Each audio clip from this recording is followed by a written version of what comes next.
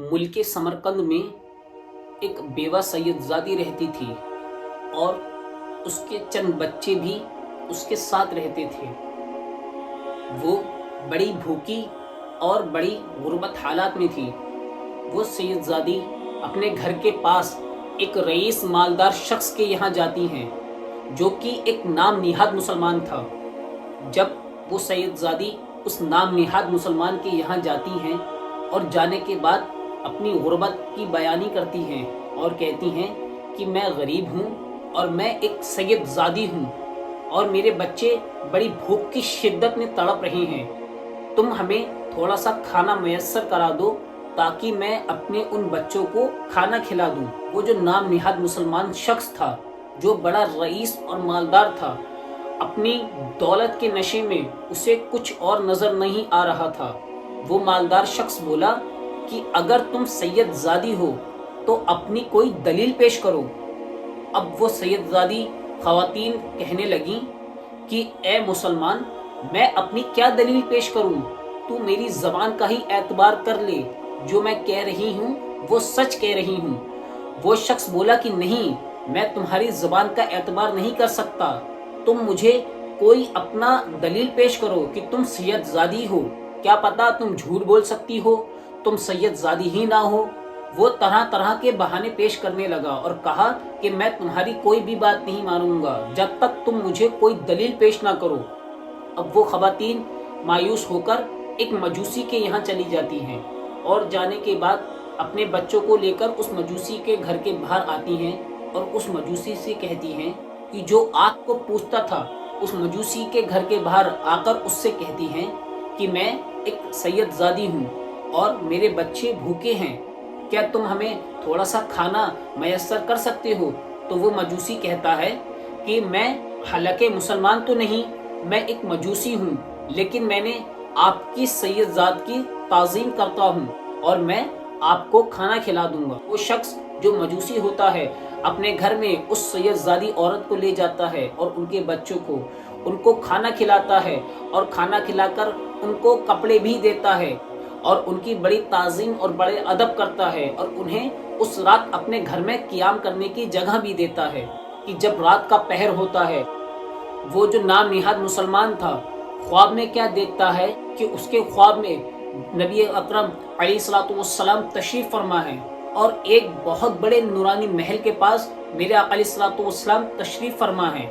जैसे ही वो मुसलमान उस महल की तरफ बढ़ा और बढ़ने के बाद मेरे आका अलैहिस्सलातु वस्सलाम से पूछने लगा कि या रसूल अल्लाह सल्लल्लाहु तआला अलैहि वसल्लम, ये महल किस लिए है? तो मेरे आका अलैहिस्सलातु वस्सलाम इरशाद फरमाते हैं कि ये महल मुसलमानों के लिए हैं। तो वो शख्स जो नाम निहाद मुसलमान था, जो सैयदजादी से दलील पेश कर रहा था, उसने कहा कि हुजूर, मैं भी तो मुसलमान हूँ, आप मुझे भी इस महल में जाने दीजिए। तो मेरे आका अलैहिस्सलातु वस्सलाम कहते हैं कि तुम अगर मुसलमान हो तो अपनी कोई दलील पेश करो कि तुम मुसलमान हो।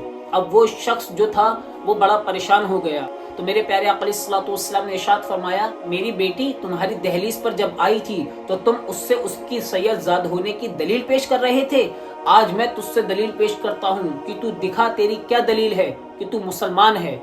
अब वो शख्स घबराता हुआ ख्वाब से बेदार होता है और बेदार होने के बाद जो सैयदजादी थी उनकी तलाश में इधर उधर जाता है और उन सैयदजादी को तलाश करता है कि जहां वो मुझे सैयदजादी मिल जाएंगी मैं उनको अपने घर वापस ले आऊंगा। चुनांचे उसको पता चलता है कि जो सैयदजादी हैं वो एक मजूसी के घर क़याम कर रही हैं।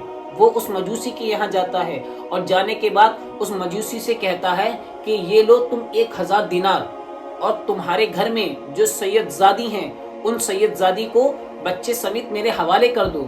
वो मजूसी कहता है कि क्यों, मैं उन सैयदजादी को तेरे हवाले क्यों कर दूं? तो वो मुसलमान कहता है कि तुम एक मजूसी हो और मैं एक मुसलमान हूं, तो मुझे ये गवारा नहीं मेरी सैयदजादी एक मजूसी के यहाँ क़याम करे। वो मजूसी कहने लगा कि तुम्हें इस बात का गवारा नहीं, या बल्कि तुम्हें इस बात का गवारा नहीं जो रसूलुल्लाह सल्लल्लाहु तआला अलैहि वसल्लम ने ख्वाब में तुम्हें महल से दूर कर दिया था। वो बड़ा परेशान हो जाता है और कहता है कि क्या मतलब, मैं समझा नहीं, तुम क्या कह रहे हो? वो मजूसी कहता है कि जिस ख्वाब में रसूलुल्लाह सल्लल्लाहु तआला अलैहि वसल्लम ने تجھے اس نورانی محل سے دور کر دیا تھا، اسی خواب میں رسول اللہ صلی اللہ تعالیٰ علیہ وسلم نے مجھے اس محل کے قریب کر دیا اور مجھے کلمہ پڑھا کر مسلمان کر دیا، اور میں اپنے بچے سمیت مسلمان ہو گیا ہوں، اور میرے پیارے آقا علیہ الصلوۃ والسلام نے مجھے جنت کی بشارت دے دی ہے، اور میرے بیوی بچے سمیت میں سب مسلمان ہو گیا ہوں۔ وہ مجوسی جب یہ بات کہتا ہے تو وہ شخص بڑا پریشان ہو جاتا ہے۔ میرے پیارے دوستو، جو لوگ سیدات کی تعظیم نہیں کرتے انہیں سوچنا چاہیے کہ اگر میدان محشر میں میرے آقا علیہ الصلوۃ والسلام نے ان سے کوئی سوال طلب کر لیا اور ان کے سامنے کوئی بھی معاملہ درپیش آیا تو وہ کیا جواب دیں گے؟ آج کل ہم لوگ یہ کہتے ہیں کہ جو سیدات نہیں بھی ہوتے ہیں لیکن ہمیں ان کی ادباً تعظیم کرنا چاہیے۔ اگر کسی نے کہہ دیا کہ یہ سید ہے تو ہمیں ان کی تعظیم ہمارے پر لازم ہے۔ حضور اعلیٰ حضرت عظیم البرکت امام اہل سنت نے سیدات کے بارے میں آپ کو پتہ چلتا کہ یہ سید ہے تو آپ ان کی تعظیم کے لیے کھڑے ہو جاتے۔ حضور اعلیٰ حضرت اس سید زادے کو اپنے برابر میں بٹھا لیتے۔ میرا آقا علیہ الصلوۃ والسلام کی نسبت ہے